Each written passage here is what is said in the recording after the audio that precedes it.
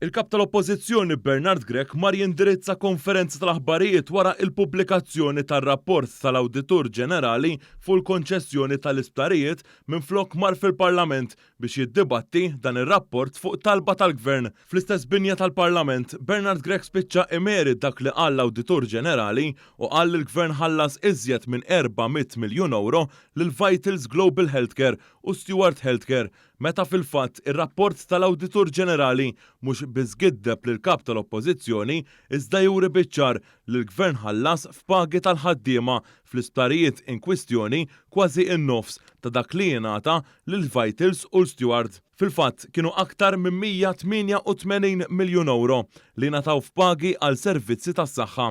Fl-istess konferenza l-aħbarijiet kompla jispikka l-aġir tal-Oppożizzjoni fil-Parlament billi fil-waqt li l-Oppożizzjoni baqgħet tirrifjuta li tiddibatti ir-rapport tal-Awditur Ġenerali li jgiddeb l-argumenti tagħha infexxet f'tajjir u attakki lejn il-Prim Ministru Robert Abela.